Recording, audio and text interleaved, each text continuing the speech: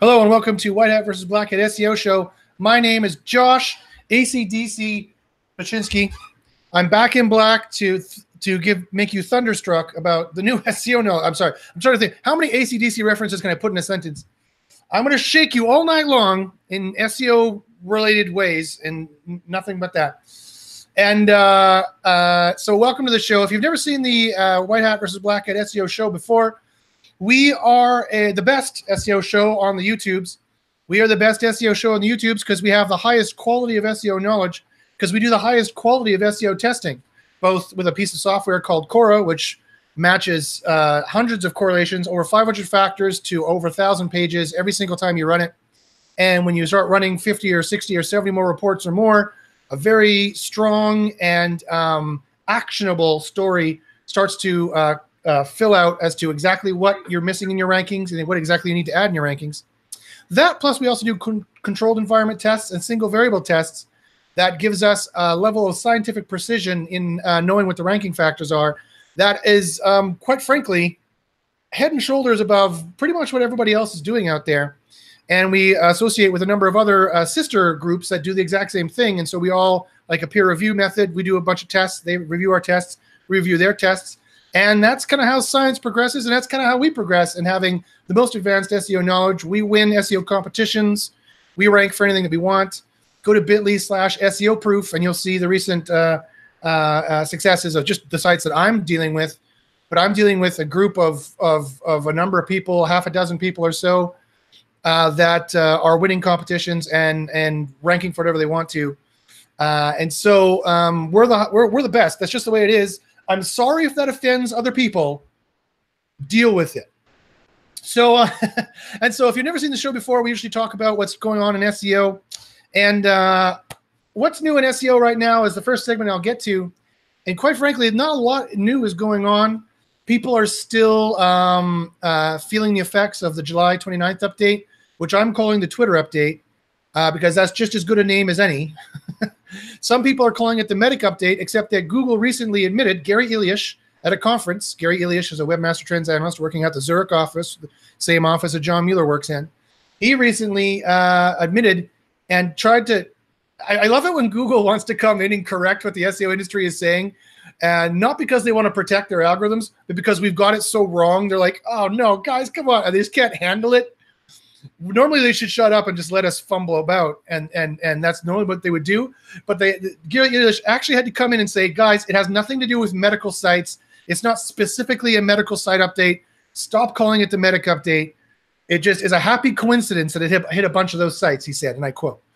So, a lot of amateur SEOs and people who really should know better when it comes to science, because they're people who have degrees in science, some of them, really should understand the scientific method better, are making from the hip ad hoc guesses, wild guesses. They saw 4 Medic sites hit and said, it's a Medic update. And then they call it the Medic update. And then Barry Schwartz, who has no idea what he's doing either, sadly, sorry, Barry, when he picks up what this person who has no idea what they're talking about says and then calls it that. And I mean, well, that's not true. But Barry admits he's not an SEO, so I guess he shouldn't be angry at me saying he has no idea what he's talking about when it comes to SEO. But anyway, so they call it the Medic update when it's not supposed to be the Medic update because it has nothing to do with Medic sites. In fact, what we saw and what we were checking out, the kind of things that we saw for this update, where you have to go back actually to the April 16th update, because that's when things really started to change. And in fact, we're going to talk a little bit about how much they've changed. Maybe the focus of this episode would be, wow, Google, you've dialed everything back to 2001. Because, man, it's like 2001 again. Let me show you. So in the April 16th update, we used this software called Cora, as I mentioned, to see what the correlations are and the difference between before the update and after the update. And so this is the difference of before and after the April 16th update.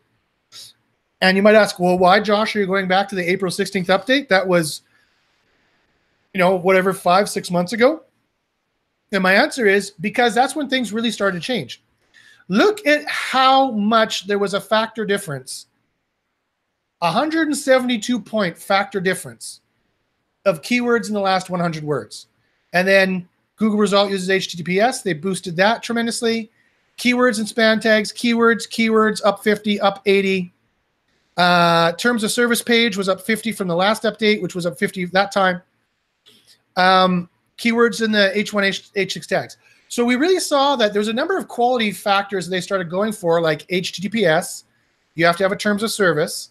And we've just seen that more and more every time they made an update since April 16 get dialed up as well, like email on your page, a robust contact form. This is all stuff that's coming out of the quality raters guidelines too. So it shouldn't be surprising that Google decided to use it as ranking factors.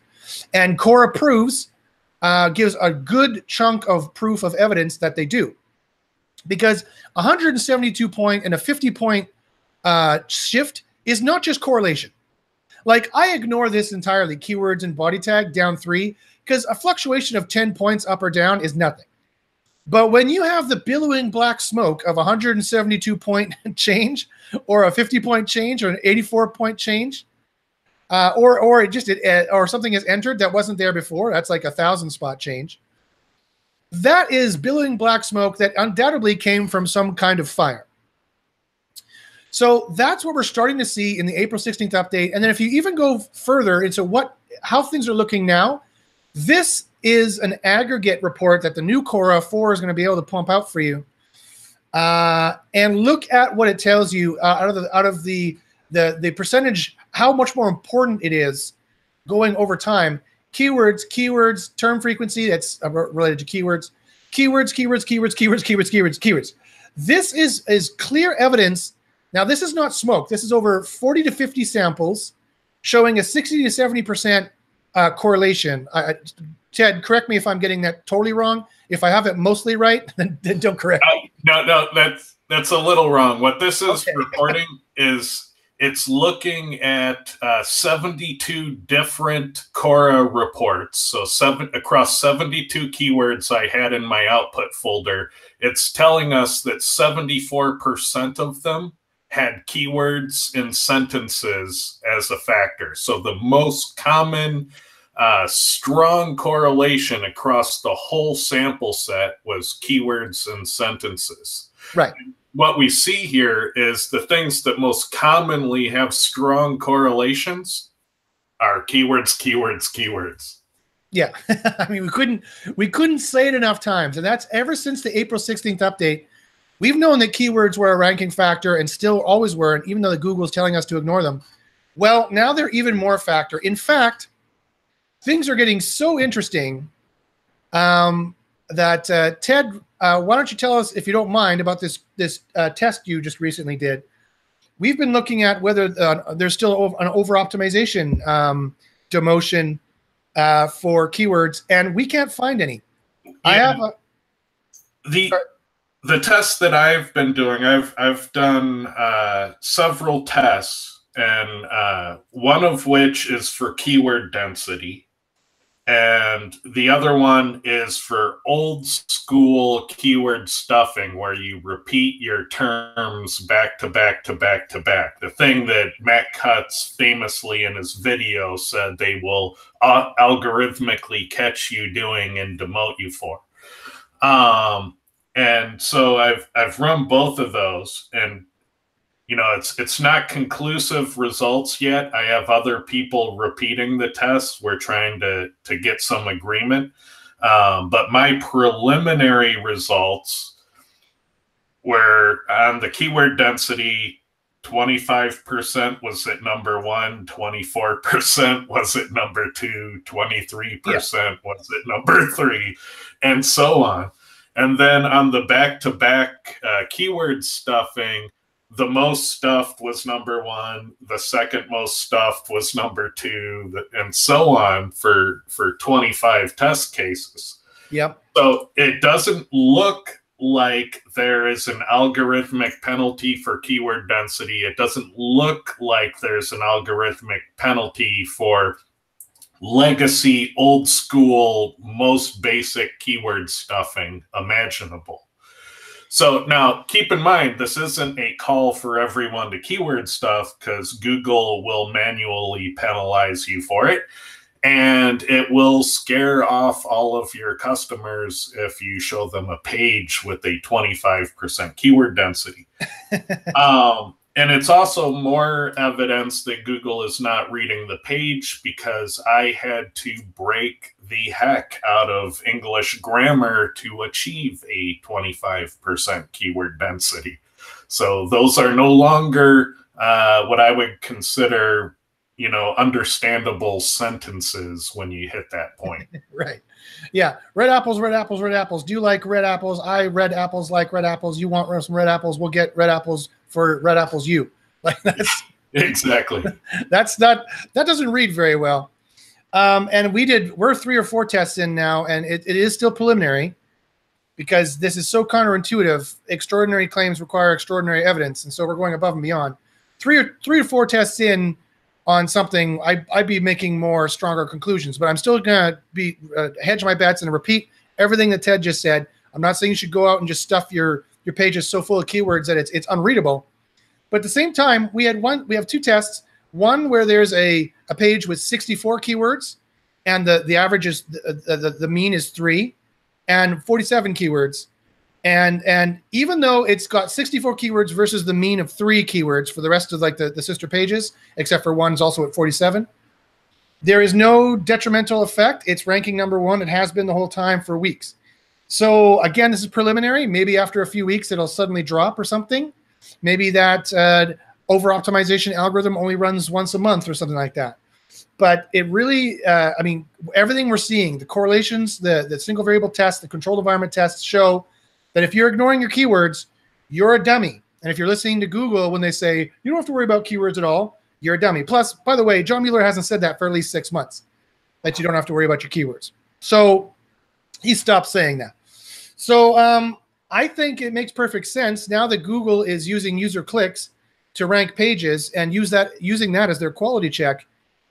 They don't really, and I said this for years, and this is eventually where they're going, and now they've got there, is that they don't really care what you do to get into the vote, as long as you win the vote. If you win the popular vote, a real, actual popular vote, then they don't care what you did to get there. Because at the end of the day, for web pages at least, if people are clicking on it and they're satisfied and that's what they're looking for, they don't care really what black hat stuff you did to get there, within reason. So we're going to have to keep testing this. We're going to have to keep seeing, but it's very, very interesting stuff.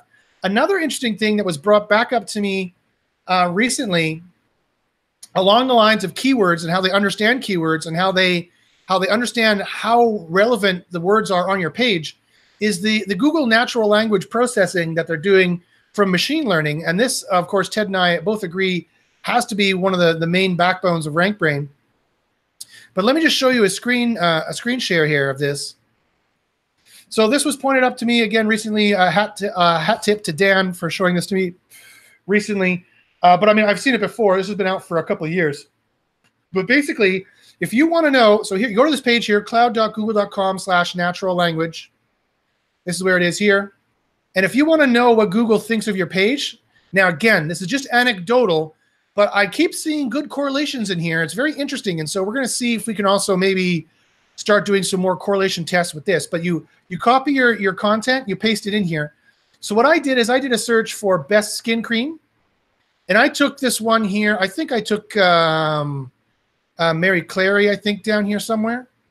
I think it's around here somewhere. I think that's what I took. Yeah, here, I took this Mary Clary one. And it's ranking number 1. The rest here are all ads and the featured snippet. And so I copy and pasted all their content here, and I put it into the natural language. And they're ranking number 1, and you might be like, okay. So it gives you kind of a word cloud kind of a thing, but then down here is where it's really interesting, is where it starts telling you the salience and the sentiment and magnitude of all the different words in that page. And this, from top to bottom, and skincare products is one of the better ones, and they know it's a consumer good. They know it's a consumer good. So there's all kinds of mistakes you can find in here. Like, for example, if I was going to do the on-page, they're already ranking number 1, so it doesn't really matter. But I don't think their on-page is set up properly, because otherwise this should probably show up. It doesn't think it's very salient to the page. Now, again, this is just anecdotal. I'm just making some anecdotal suggestions based off of this. We need to do more testing, but I find it very interesting that they've dream is the most salient word as far as they can tell, probably because it shows up in here so many times. Like, oh, your skin will look like a dream. They probably say that about 80 million times, but it's not, of course, what they want to rank for. Whereas pages that do rank really well just for on page with no links and with no social, they tend to have their biggest terms up here at the top, so you can clearly tell what the page is about. Now, obviously, it doesn't have to be like that. Google is smart enough to know that, because this page also has, let's see, let me put it into SERPworks here. And yeah, this page here also has, a trust flow of 71, a PA of 51, so I wonder what, and good social behind it.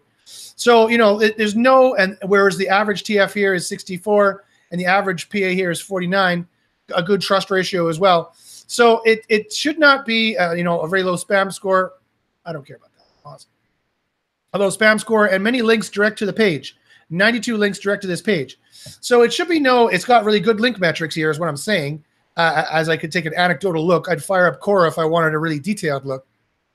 And make sure Ahrefs or SEMrush is plugged into Quora so I can get those off-page factors. But I mean, it's no surprise here that this one is ranking really highly. In fact, number one, given the linking metrics we're seeing here.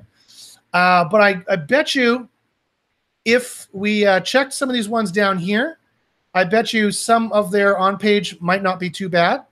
And I bet you if we improve the on-page of this, that it would rank better, even though it's ranking number one. It can't rank any better necessarily. We could get it ranking for subqueries that are even better. Because I guaranteed you, if I looked into the search console for that page, if Mary Clary hired me, I would see a whole bunch of dream queries and skin queries and reading queries and moisturizer queries that Google is trying to rank this page for because the page talks about it so much, right? It's like you have only so many words it's going to rank you for. And all the words it finds on your page, the more it finds superfluous words, the less it's going to rank you for words you care about. I repeat, the more Google finds superfluous words and sentiment on your page, the less it's going to rank you for the ostensibly the words you care about, which will be your keywords you're going for. So I found that very interesting. You guys can go ahead and play with this tool. Again, it's here at cloud.google.com/natural-language and paste your text in here and analyze it. You could check out the entities. You could check out the sentiment, and it'll start giving you the sentiment for various different things, the syntax, and various other. This will probably be, it usually only works on a sentence, so this will probably be impossible, but yeah. But I like this entities here. It's pretty interesting. And I find that pretty cool. So more testing has to go on about that. But just to sum up, if people say that keywords aren't important anymore, run away because they're wrong. All of our testing shows they're wrong. We have pages and pages and pages of data showing they're wrong, and we have tons and tons of in the world experiments showing that no, it really does matter. Look, we fire up Quora, we do the on-page suggestions. Look at the boosts we get. So that's definitely the kinds of things we're doing there. So let me get to the questions. If you guys are watching live on YouTube, the questions should be right over here. You can ask me questions live on YouTube. Try to make sure that I have some asterisks beside it so I can see it with my poor old tired eyes. And let's see what SEO questions we can get through here today. For anybody who has SEO questions, Steve Buchanan asks, does Edu scholarship links still work? That's a great question, Steve. In fact, I took a look at a site today that I did an audit on a site today that has them. The short answer is you're asking the question the wrong way. Do they work is not what you want to ask. What you want to ask is that the optimal linking to be doing? That's what you want to be asking. And in my opinion, no, it is not. Because these scholarship links are just dumping in PageRank into the scholarship section on your site. You might not have routed that PageRank properly to other pages. And quite frankly, all of our testing on click here backlinks, that is to say unrelated backlinks, topic A backlinks to topic B money pages, barely help at all. Now, that I'm sure that's going to be multiplied when they're from an educational site. But again, it might throw some page rank into your site, but I can do it with fewer links and targeted much better. That's not optimization. That's not search engine optimization. That's like what that's what I like to call search engine betting. So or search engine gambling. So if you like to gamble, then go ahead and try that. I think you're wasting your time on that. And I have much more specific, much more targeted tactics that I would use personally.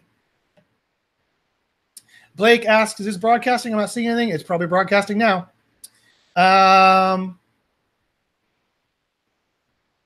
Joel Navarez suggests, Jordan Pierce says, yo, yo, yo. Yo, yo, yo, Jordan. Back at you. Joel Navarez says, if you put the keyword under your name in Google My Business, you'll see an immediate and huge increase in rankings. I don't know if that's true, but I've definitely seen that in the wild, where it was a massage site. Actually, it was for a spa in Seattle, and it was for Thai. They offered Thai massage, and they're called Excite Spa or Excel Spa or something like that. And they weren't doing too well. They were doing okay, but everyone they're competing with was Thai Massage Seattle Thai Massage, and even if it's not a keyword thing for the Google Map listing rankings, remember, human beings are a computer too. And as soon as we see what we want while we're on our phone, driving, watching Dancing with the Stars at the same time, you have like 3% of 3 brain cells to get their attention. And so for people who are like, I want to book my Thai massage in Seattle. I want Thai massage Seattle. When they're searching for that, they're going to click the first one that's exactly what they're looking for. And when they see Excite Spa, even though it has, 5 stars and 40 ratings, it's like, I don't know if these guys do Thai massage. I don't know if this is a mistake.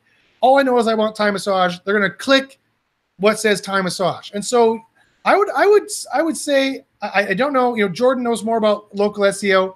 I don't do a lot of testing there, but if you can set up your business name to have the keywords in it, I don't see that as a problem, unless they've got some kind of a penalty for that or something, but it definitely would be an advantage in terms of click-through rates. And I would do it for that reason alone. Nick Taylor says Metallica is greater than AC/DC. Maybe, maybe not.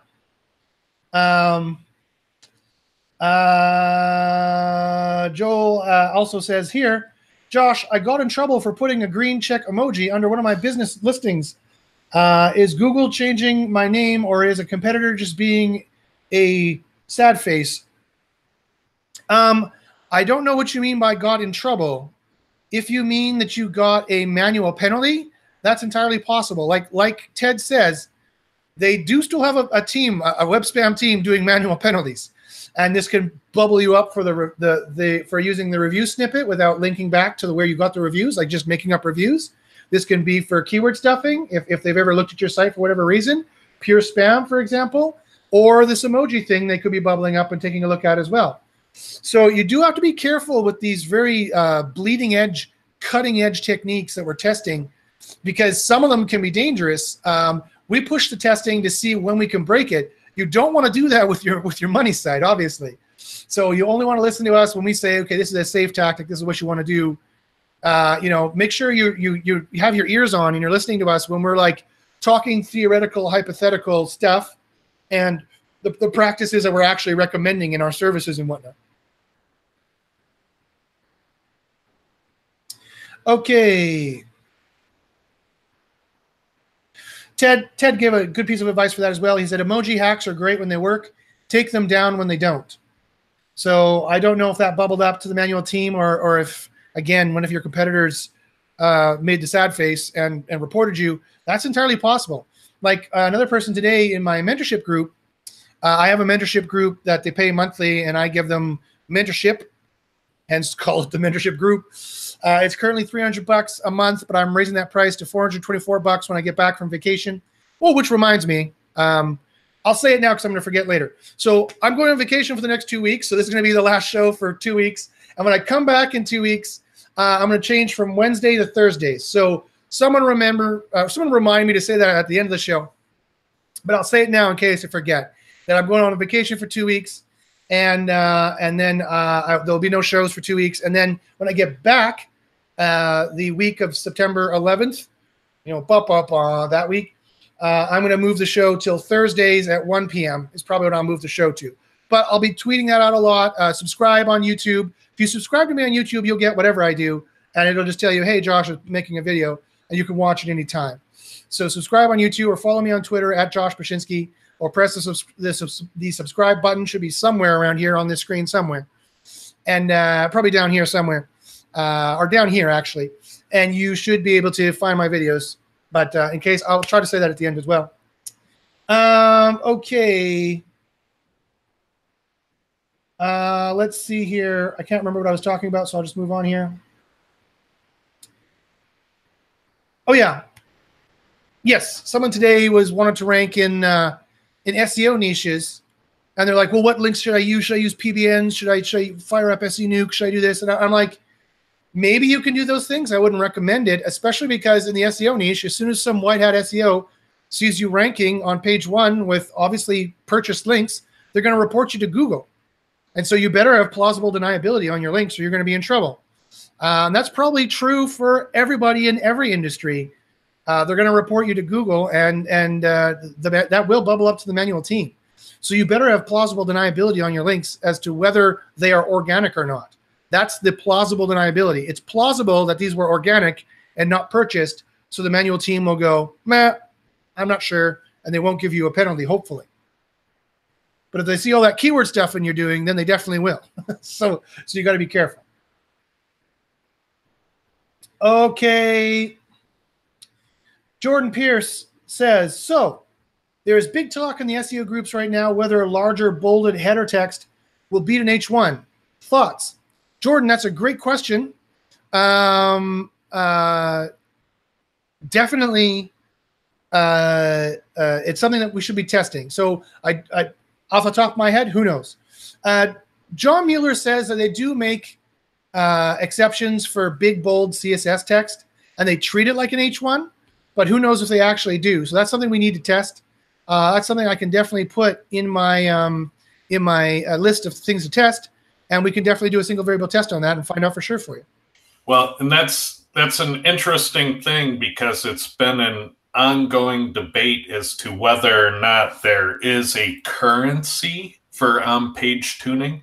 For example, does 3 H2s beat 1 H1? Right. Is there a conversion rate? And the current understanding is no, there is not. Google is independently looking at these zones for different things. So you need to tune them independently, and you can't compensate for a lack of a title by having 7 H4s. That doesn't work.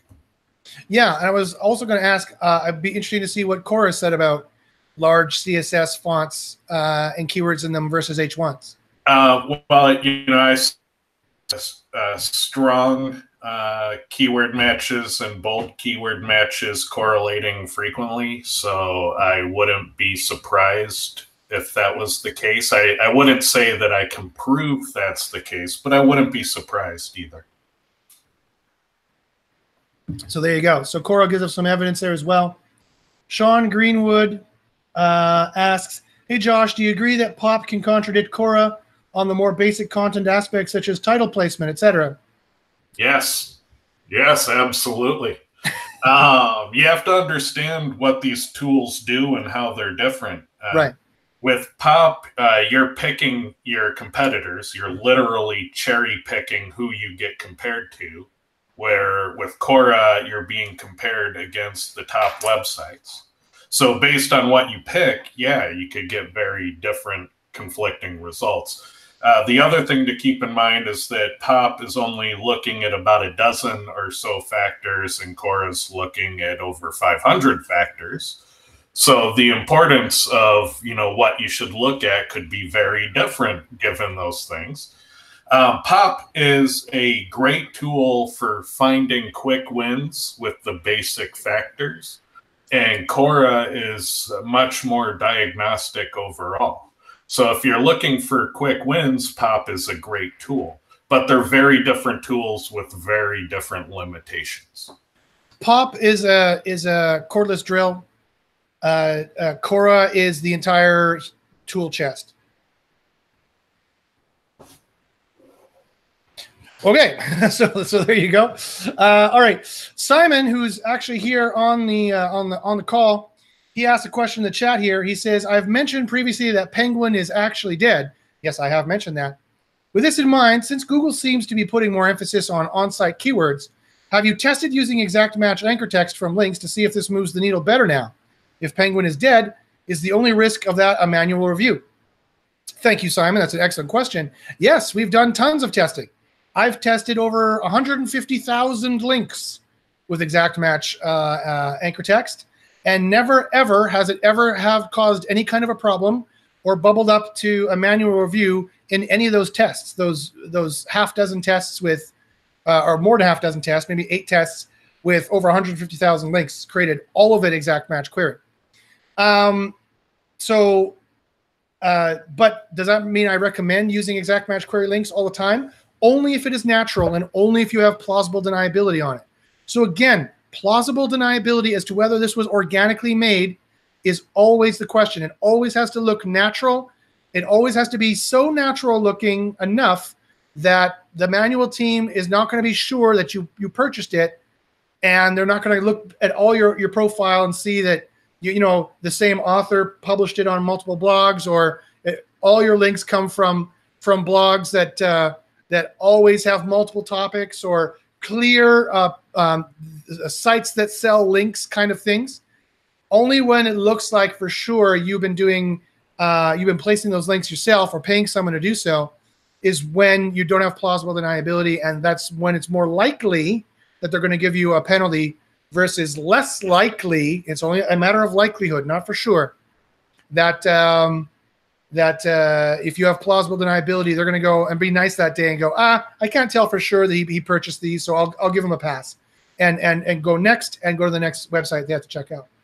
So, so only exact match if it's natural, only if you have plausible deniability. But every single link I make usually is exact match, because I'm usually making them on very high quality blogs where everything. I mean, I'm acquiring them. He's using quotations. I'm acquiring them in quotations for all the podcast listeners. Thank you for listening, by the way, and on your podcast device. You can also watch on YouTube if you like, and at least you get to see the screen shares I'm doing. Yeah, you need plausible deniability for those links. So when I acquire them, they're usually on really high profile, expensive blogs. And with a high readership, and so who knows? It could have been some author liked this product and made it, or liked this site and made it, or maybe something else. But that's the kind of plausible deniability you need. And if you're doing it right, you don't need a lot of links. Usually in most niches. Here's a great question. Mike asks, "Does blog commenting help you rank?" Keywords in your, as Ted mentions, keywords in your comments are going to be counted towards your page total. So that particular page is going to help it rank or not. If all the words in your comments are stripping away the semantic you want to rank for, and or maybe putting you over threshold for over optimization, if that's still a thing. Like I said, we're testing it now. We can't find it. In terms of backlinking, we haven't tested it. I can't remember. I think SIA, our sister group, I think Kyle did test this, and I can't remember what he found. But it's such a spammy tactic, and it's on pages that are so crappy that still allow comments like this, that I wouldn't do it myself. But yeah, we'd have to test it to know for sure. Again, that's not how I would do it. I was telling this to my mentorship group the other day, and again, it's only $300 for a month. The price is going to go up to $424 soon. If you want to jump in, there's free courses, free videos, free SEO quickies, a lot more of this. If you like what this is, there's a lot more of it in a lot higher detail with experiments and the actual secret stuff that I can't say free on air. That go to bit.ly/SEO proof. That proves that we know what we're doing and all the rankings are there. But anyway, I was saying to my mentorship group the other day, once you have a proven test methodology that leads to real tactical suggestions, you don't deviate from that. So I've done enough testing now that I know what ranks and what doesn't in the majority of scenarios. And so I don't need to, I mean, I will continue testing, but I don't need to deviate from that process that I know works every single time. And I know how it works. I know why it works because I've tested all the individual factors. And it's like when you go to your medical doctor and you start talking to them about naturopathy or homeopathy or Chinese medicine, they just look at you and they just ignore you entirely. And that's because it's not necessarily because they're hostile towards those things, although quite often I find that they are, but it is because they just don't have information on that in their body, in their testing methodology. You know, they have a whole body of testing that they went to become a medical doctor that took them whatever 7 to 10 years or whatever it was to learn all of it. And that's what they go off of because it's the proven, verified empirical testing of how the human body works. And homeopathy and naturopathy and all these other ideas or something else.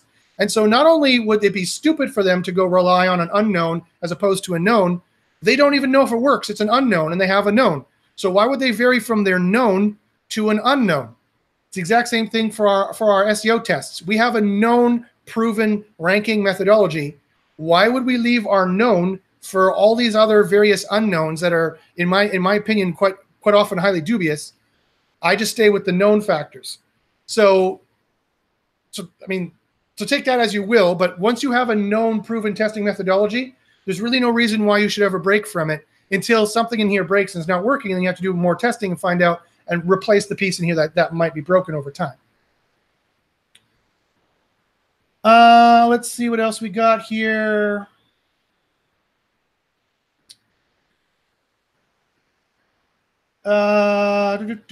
Question. What can I do when Google doesn't highlight certain LSI keywords for my result, but it highlights those exact keywords for a competitor's page? What causes this? That's a great question, Baxter. I have no idea. That could be a question for Ted, and I see that he's responded underneath in terms of Cora. But that's probably, you're probably asking for Cora. That's probably why you're asking. Vlad says, hi, Josh. Last week, you blow my mind telling us that silos do not have any impact on rankings, neither internal linking. So what kind of strategy do you replace silos with? Many thanks. Thanks for the question there, Vlad. Yeah. So again, it's about search engine optimization and not search engine gambling. So we did a test. We've done 3 or 4 tests now. 5, I think, actually, to prove that silos in and of themselves have no inherent boost whatsoever. And it didn't even look like internal links are giving a boost. We're doing more testing on that. I've seen a test now to show that internal links might give a slight boost. And we're doing another test to show another way internal links might give a slight boost. But basically, if you have a 3-site silo, the silo thing is totally dead. It does not seem to give a boost whatsoever, especially when the silo is on related topics. Sometimes you call them orphan child pages. Some people call them silos. I'm talking about internal pages that if my money page is on buy red apples, the 3 subpages would be what are red apples, what are the best red apples, why you should get red apples, right? So it's all in the same kind of set of topics. They're all semi-related. Those 3 silo pages have no inherent benefit or boost to the money page at all whatsoever. And now people are like, well, what if you wrote link juice? Because of course, so the siloing has been like the tactic in the SEO world for the last few months, and people think it's so great. I don't know why. I never have. And so naturally, when you interrupt or you contradict someone's belief system, they look to the world. They usually get upset, right? So I've been dealing with a lot of upset people that silos don't actually have any inherent benefit. And they're like, well, what if you wrote external link juice through the silo up to the money page? Does it help? The answer is yes. We tested it twice. Of course it helps. But it's the external links that's doing the ranking, not the silo. If you remove the silo and linked right to the money page, it would have been even higher. You would have even got even more boost from it. So like I said, it's about search engine optimization. It's about maximizing and optimizing your chances in every way you can for you to rank better. It's not about doing a move that's only 50% good when you could do a move that's 100% good. So why would you ever voluntarily lose page rank by routing it through a subpage? I don't know. Unless you're working in the casino industry or porn or something, and you can't link direct to the money page, so you have to route through a silo, fine. Okay, if you have to do it, you have to do it. But no, there is no inherent value for silos. They don't have any kind of boost. The internal links don't give any kind of boost in that small kind of scenario. And the only kind of, our testing is still out as to whether internal links give a boost yet still at all. And they might not give any boost whatsoever. That would be good news if they didn't, by the way, but the testing is still out. We're not sure about that part. But I'm very sure that silos of the kind that I described, that pyramid silo with one money page and 3 pages that are on some subtopic related to that main topic, that doesn't give any benefit whatsoever. And adding links down and up didn't change it. And I'm sure adding more levels to it is not going to make a difference there either, although I haven't tested it. But I strongly doubt if you made like 8 sub pages, 6 sub pages, 4 sub pages, and then 1 money page. I don't see how that Christmas tree is going to help either. But we can test it if you think it's something we should be testing. That'd be a lot of work anyway. Again, it's all about search engine optimization and not search engine gambling. All those methods that I'm seeing are all search engine gambling, even if they do work. And we want to do search engine optimization. And now that, again, as we have a proven test methodology of what works, we don't have to deviate from it. We have a known of how to rank every single time. We don't need to deviate from, well, what if I want to use silos? Why would you want to use silos? 1, I just showed that they're not as good. 2, it's more work. 3, they're not part of our proven test methodology. So why do you even want to do it? Sometimes I don't understand why people ask questions, but you're free to ask them. All questions are good. That's the question that Baxter asked there. Joel Navarez says, the reason why I would say that it's true is because I've done it to 4 different listings and all have went up to top 5 rankings. Oh, so I guess you mean the keywords in the business name. Yeah, it's entirely possible that keywords could be a factor for the GMB map rankings too. I'd love to hear Jordan Pierce's view on that specifically, because I know he does a lot of local. He does more local than I do. So that would be interesting to figure out.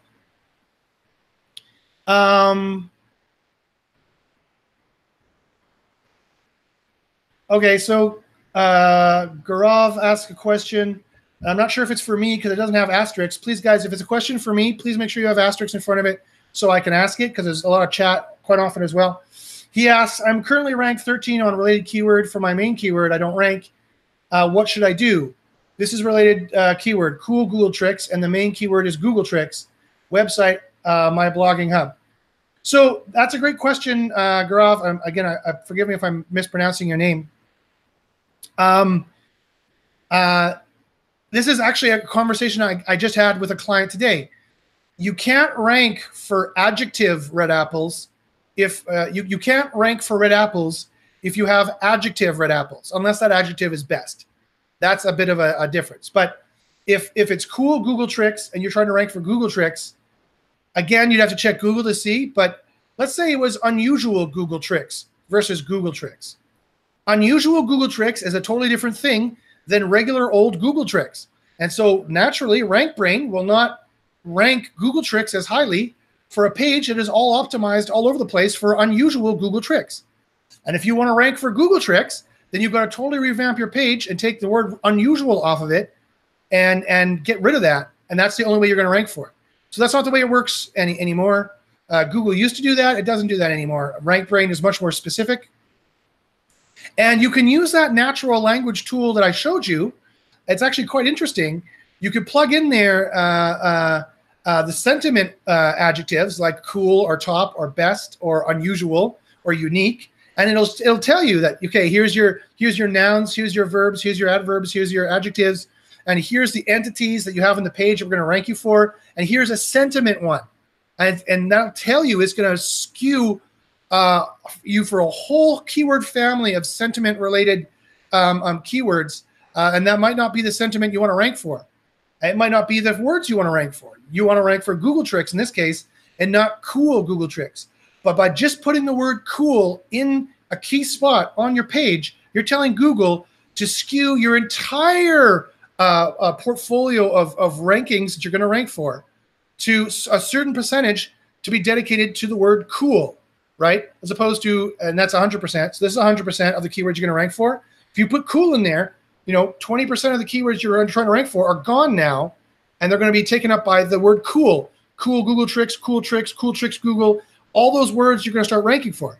You take the word cool out, and suddenly you're ranking totally for Google tricks, which ostensibly is what you want. Again, guys, it's not search engine gambling.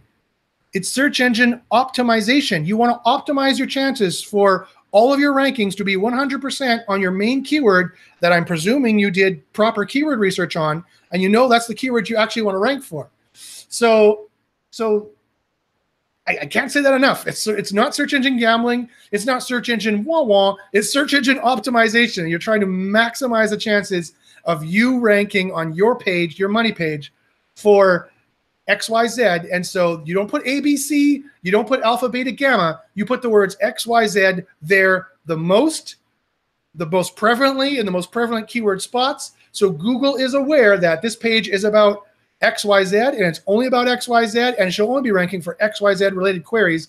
No deviation, no additions, nothing changed in that. And then that will maximize the chances for that to happen in terms of your on-page and your off-page semantic as well. It relates into this. Then the only thing that's left out of that equation really is social, tech, any tech stuff that's wrong on your site, like speed and clicks. Quite frankly, at the end of the day, that's Google's algorithm right there. Rewind the video and play it again if you didn't hear me. I just gave you the secret of the entire Google algorithm right there. That's what it is. Speaking of clicks, Deidre asks, has there been a Panda refresh for this month as of yet? I received a site-wide gradual algorithmic penalty on the 22nd. Even our homepage dropped for our brand keyword. Uh-oh, that's not good. Okay, so when your homepage drops for its own brand keyword, you definitely have been hit by Panda, or you have otherwise you have a serious SEO issue. I would get someone who's qualified to do a full SEO audit on your site. I guarantee you'll find things more wrong than just user clicks, which is what Panda's about. I guarantee you're going to find more stuff there. Panda usually isn't even that vicious, so you probably have a lot wrong there that you need to fix. So again, you need a full audit on that. I do offer SEO audits. Also, my mentor group, I've shown them, I've done a course on how to run your own SEO audit. So you would want to join my mentor group, or you would want to get an SEO audit from me, and you could do it yourself. You can learn how to do it yourself and do it yourself, or you can contact me, email me at joshbachynski@gmail.com, and I'd be happy to take a look for you and do an audit for you. Okay, Mike says, great show, guys. Thanks, Mike. He says, does adding a table of contents at the top of the page help rankings? That's a very good question, Mike. It might. There's some rumors in the SEO industry that it might help. Whether it will actually help or not is a good question. We've never tested it. So at the end of the day, I don't know, because I've never tested it. It's not part of this test methodology I've done here. I would speculate that if it added keywords into your page, it's definitely going to add named anchors in your page, which are a ranking spot for keywords. So that's probably going to help you in that regard. And because I've tested all these factors individually, and if users are clicking it and using it, and Ted's gonna tell me about how it correlates in core in a second, which is good. And if your users are clicking it and using it, and they like it, then I would imagine that it would end up being a good ranking benefit for you. But Ted, what does Quora say about that? Well, more importantly, how does Google feel about anchors that jump to a position on the page? And my understanding is all modern versions of Chrome no longer support those types of anchor links that jump to position on page. Oh, really? So the only benefit I could imagine being there is for TF-IDF, so keyword usage and the content of the page. So I believe those, jump to the middle of the page links probably no longer work in Chrome. And the last time I checked, they didn't. Wow. Okay. Well, I didn't know that. That would definitely be something to test and check out. Last time we tested named anchors, definitely gave a ranking spot, a keyword spot for a ranking boost. But then again, more to your point, I just did an audit today, and I checked. They were hit by the August 29th update. The July 29th update, this Medic update. I'm calling it the July 29th update. And two of their biggest two losing pages in rankings were both named anchored hot links. So they could be flushing those down the toilet. Be interesting. It'd be interesting to see what Chorus says about that. Okay, Simon Phillips in the on the panel here has asked one of the question: have you tested link insertions on existing articles versus new blog posts? My thinking is that if a page was a few years old but was on topic, would it look unnatural if a new link was placed there versus a brand new post? Again, I'm just thinking which would stand up better to plausible deniability. Yes, we've tested that inadvertently. We've taken existing pages and put links in them and pushed them at pages with mixed results. Sometimes it gives a boost. Sometimes if it's a page, a spammy site, doesn't give a boost and starts our target page A/B testing. So at the end of the day, I would speculate that yes, this works just fine, and it obeys all the standard rules of linking, which is don't get links from spammy sites, because either it will be ignored or you'll make your page start A/B testing, and that's not a good thing. Usually clients get very angry when a page that was ranking spot 8, for example, suddenly is 21.8, 21.7, 27, bouncing like that. There's two reasons I know that will happen. One, you've pointed spammy links at it. You got to wait for 3 weeks. Don't touch it. Don't disavow, and it should come back. Two, it's Panda, and they're A/B quality testing you, and you should fix your CRO and speed immediately. Okay, and Deidre also adds that she received the penalty on the 22nd of July. Yeah, so I would add that into the July 29th update. That's close enough. Again, you definitely need an audit for that. Deidre goes on to say, we have de-optimized the site and ensured each page indexed, satisfied user queries. We removed over 70 pages of 200. Okay, this is, I mean, people always say, Josh, you're just selling your services. You're not really helping anything. I don't know, listen to the rest of the video. I think I did help quite a bit without just selling my services. But this is a situation where I need to sell my services. Deidre, please, you should not just start deleting pages, and you should not just start removing keywords off of a site. That may have been the right thing to do. That may have been a terrible thing to do. So all I can recommend in that scenario, and the reason why I recommend it is a good reason, not just because I want to do more audits. I've got plenty of work to do. I'm recommending you get an audit from someone who really knows what they're talking about, because you need that diagnostic support. That's like you were feeling sick and you found a lump on your leg, so you decided to take a scalpel to yourself without getting a test first. That's not a good idea. You need the SEO doctor to run full suites of tests to diagnose properly what's going on and give you a healthy prognosis and a healthy set of things, tactical things you need to do that are guaranteed to work, that work in all of our examples, and go to bit.ly/SEO proof for the proof of how our stuff works. I wouldn't just go deleting pages. That might help, that might not. Mike Calvin asks, how important is link velocity to a new page with 10,000 words optimized and great content? It doesn't matter, Mike. In all of our testing, link velocity made absolutely no difference whatsoever. And even John Mueller of Google says that link velocity makes absolutely no difference whatsoever. It makes perfect sense. You can make a page and you can put it out there on the interwebs and put it on Twitter, and people love it, and so you get 1,400 links in a day. Or you make a page and it sits there with no links for 3 months, and then finally your TV commercial comes out, and then you get 10,000 links in a day. So there is no conclusive evidence that link velocity is a factor you have to worry about in any way, shape, or form. What you do need to worry about are other things other than what you've mentioned. And he asks, would social signals help? Yes, and testing social signals do help. I would, if you are in a niche that social signals are something easy for you to do, or if you want to get someone who works on social signals. My wife is a social media consultant. She does Facebook ads and Facebook boosting, organic boosting. She's very good at it. So email us, email me at joshpaczynski@gmail.com, and I can put you in touch with her. She has a lot of clients, and she's very choosy about her clients, and so maybe she'll take you on, maybe she won't. So, but you can email me to find out. It's at least $500 a month for that alone. 1,000 would be better. But yes, it would definitely help. So if you're in a niche where social signals are possible, I would definitely recommend it. Okay. I see a question here. I don't know if it's for me. Alwayne asks, do you still recommend the health niche? I never necessarily recommended the health niche. I don't necessarily recommend it or de-recommend it. There's a lot of really good commission affiliate programs in the health niche, for example. So you could work on it for that reason. You're probably talking to somebody else, but I'll just comment on it. I'm actually, my course tomorrow that I'm running, my mentor group. I do a course on the fourth Thursday of every month. So that's tomorrow.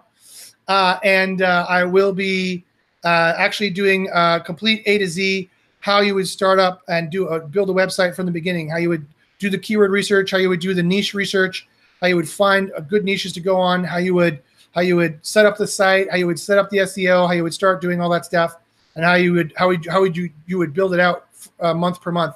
I'm going to give them a complete roadmap of how to do that. And so to answer your question is, instead of just choosing the health niche, unless I was a doctor or something, I knew a lot about the health niche, I could speak intelligently about it, then that would make sense in terms of the SWOT analysis to just go and be in the health niche. But me as an SEO who knows nothing about anything except for SEO, really anything that makes money. Like I have 3 black belts, but no one's going to pay me for a black belt martial arts affiliate site. So all my knowledge there is garbage.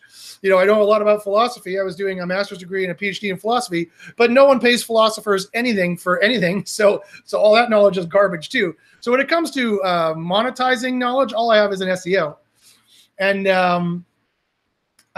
so for me, starting from fresh from everything, I would do research into the niches as to what is paying out the most and what looked best from competition, payout, and traffic. And those 3 factors is what I would make that decision on. And I wouldn't just go to the health niche. I would see which had the best factors. But I'll talk more about that tomorrow. If you want to take that course, join my mentorship program, email me at joshpaczynski@gmail.com. The course is tomorrow, so sign up before that, and we can get you into the course. Okay, that's a pop question. That's a Cora question. Baxter asks a great question. What's the issue if my website doesn't rank at all despite anything I do? The domain is new, not expired, and I haven't done anything shady with it. It appears as an omitted result sometimes. That's a really good question. Again, I would have to take an in-depth look to see why it's showing up as an omitted result. You say the domain is not expired. You haven't done anything shady with it. The question is, have you done anything with it at all? Google does have some rather nasty algorithms that if they see like a parked site or a parked domain and nothing has changed with it, and it looks a little thin and a little spammy maybe, they will park it, and sometimes you can get into an omitted result. Also, I've seen very effective negative SEO tactics that put you in the omitted result sometimes. So I would need to do an audit to find out which one is going on here, and I would need to do an audit, and I would be able to recommend how you fix it after that.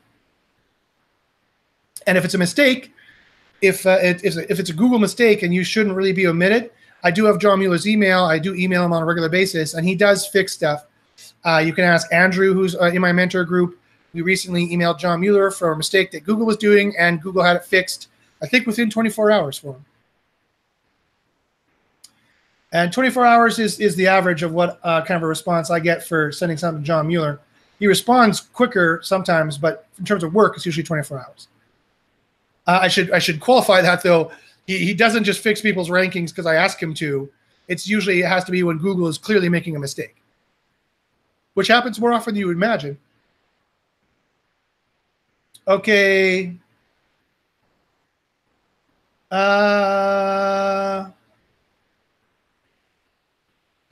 Sean says, unless you ask Josh about disavow, I don't see any anxiety here. Haha. Yes, I can get rather upset when people bring up the disavow file. Don't ever disavow any link whatsoever unless you have a manual action. And if you do, email me and I will guide you through how to deal with it.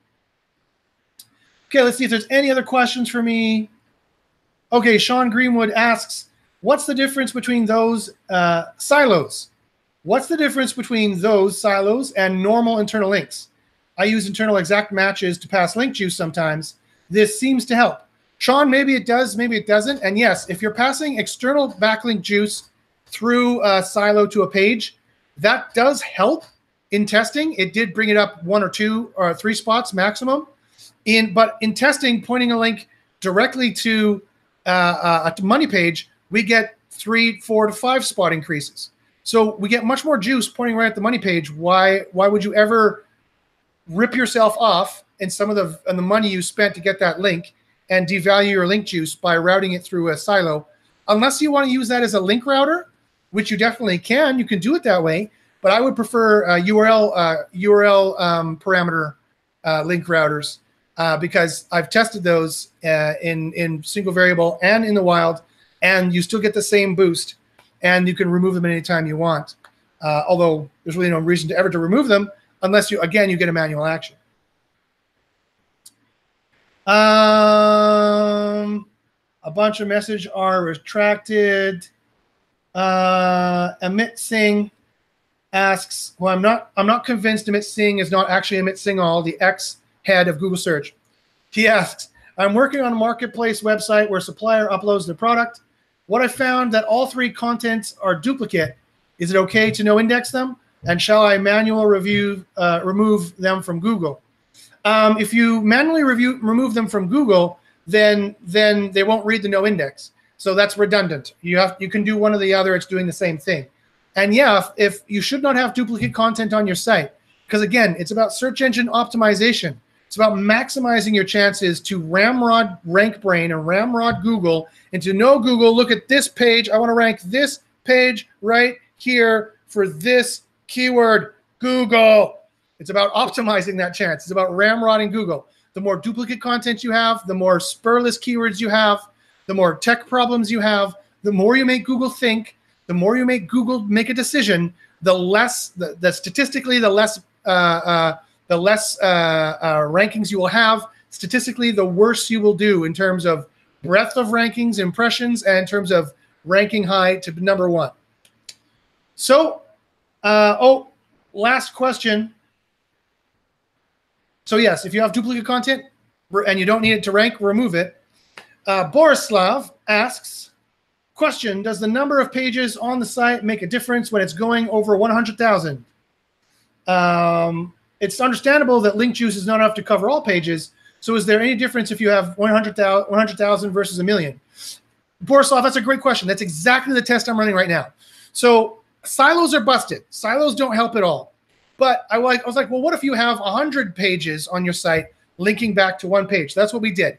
We made a 100-page SERP, and we put an internal link on all those pages pointing to one page to see, even after 100 internal links, does it generate enough page rank to give that page a boost? And we're running that test right now, and I'll tell you the results in about 3 weeks because I'm not going to be back for about 3 weeks to do this show. So as I said, I'm going to be on vacation for 2 weeks. Thank you, everyone, for joining. Please stick with the show. Subscribe on the subscribe button, which is probably right about here somewhere, so you know when the show is going to be next. But I am going to be running it. I'm gone for 2 weeks.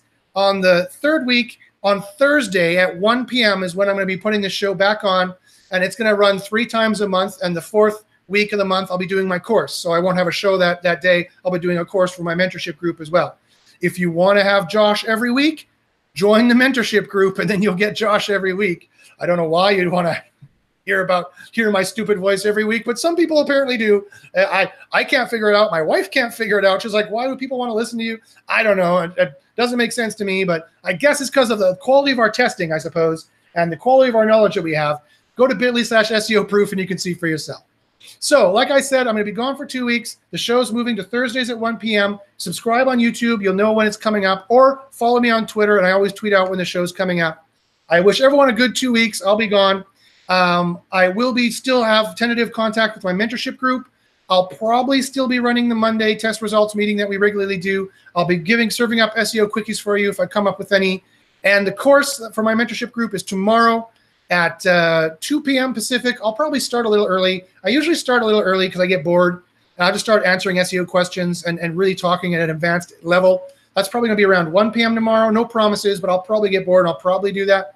Don't worry, I'll record the whole thing for my mentorship group. You can always watch that, plus any other of my secret content I've done is all recorded from the mentorship group. If you want to join my mentorship group, do so now. I am raising the prices. It's $300 a month. Email me at joshpaczynski@gmail.com, and I can get you set up for my mentorship group. And if you have questions about Cora, email Ted. He's at SEOtoollab.com. Use the contact form there. If you want to get a discount version of Cora, it's at bit.ly/get-Cora. If you want to know where I bought my T-shirt, it's at Mark's Works Warehouse. If you want to know where I found that deer skull, it's not in this dry landscape. It's up on Skirt Mountain in Vancouver, BC, Canada. There, that's all the information I'm telling you for today.